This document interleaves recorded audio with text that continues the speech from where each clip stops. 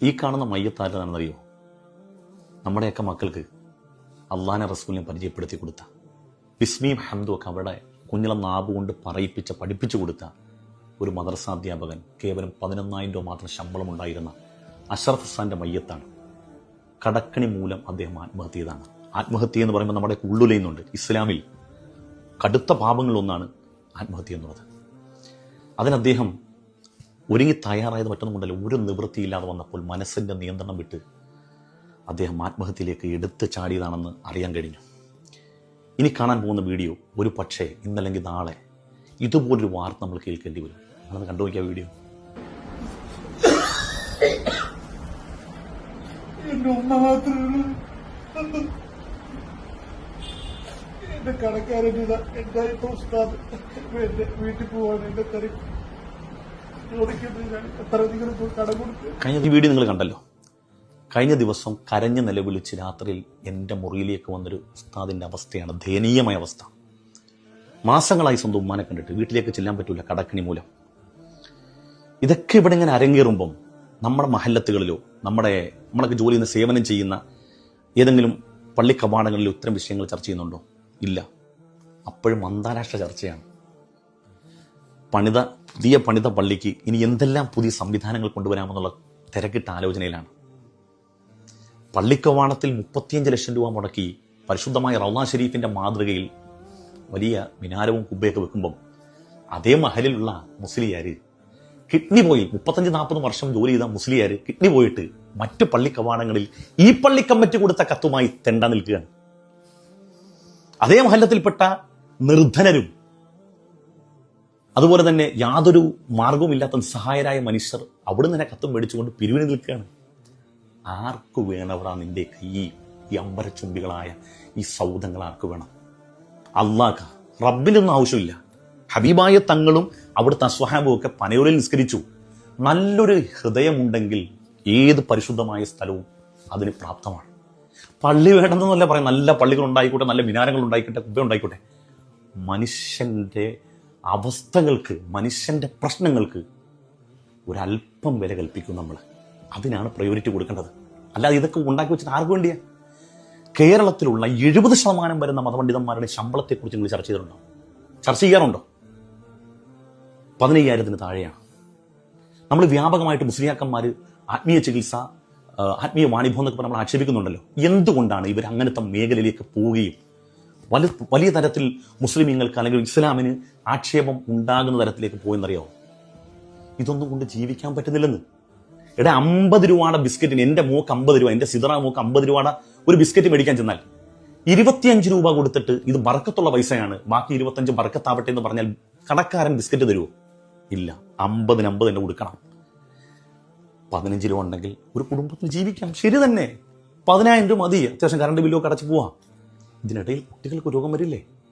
ഭാര്യയ്ക്ക് രോഗം വരില്ലേ? ഒരു മാസം എത്ര പാമ്പേഴ്സ് വേണം കൊച്ചു കുട്ടികളുണ്ടെങ്കിൽ? അതിനിടയിൽ ഭാര്യ പ്രസവിച്ചാലോ?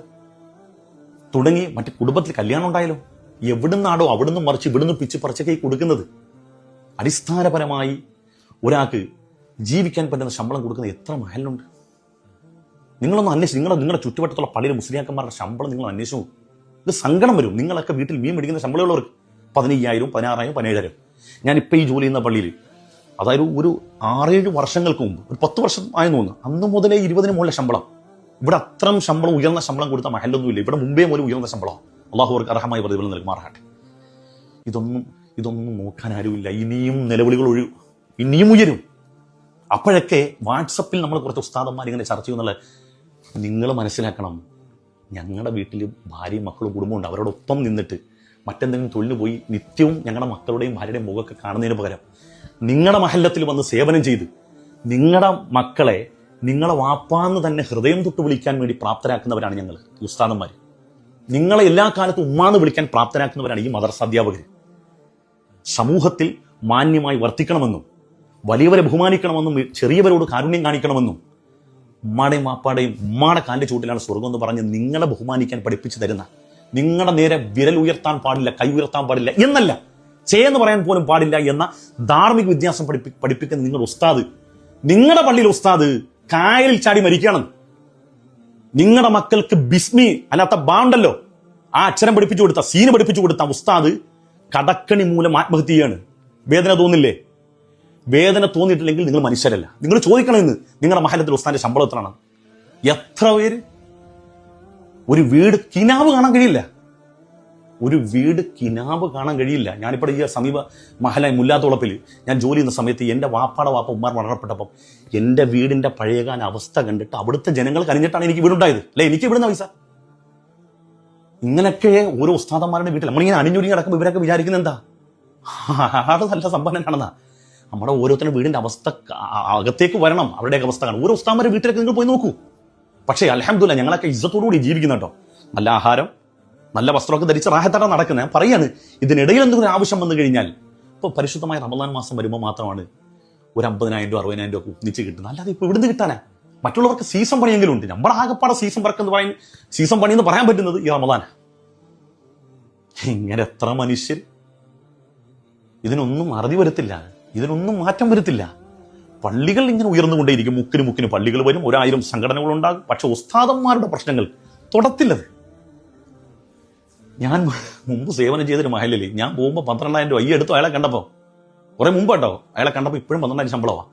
എന്നെ അലിഫും ഭാവം പഠിപ്പിച്ച എൻ്റെ നാട്ടിൽ എൻ്റെ മഹലിലെ ഖത്തീബ്, അദ്ദേഹം അവിടെ ജോലി ചെയ്യിക്കുന്ന സമയത്ത് ഞാൻ മുത്തഅല്ലിമല്ല. ഞാൻ ഓതി ഇറങ്ങിയപ്പോൾ ഞാൻ മേടിക്കുന്ന ശമ്പളം അദ്ദേഹത്തോട് പറഞ്ഞപ്പോൾ അദ്ദേഹത്തിന് കണ്ണ് നിറഞ്ഞു പോയി. ഈ അടുത്ത സമയത്താണ് അദ്ദേഹത്തിന് 15,000 രൂപ ശമ്പളം, 17,000 രൂപ ശമ്പളമായത്. എത്ര കൊല്ലം മുമ്പ് ഞാൻ മേടിക്കാൻ തുടങ്ങി 17,000 രൂപ?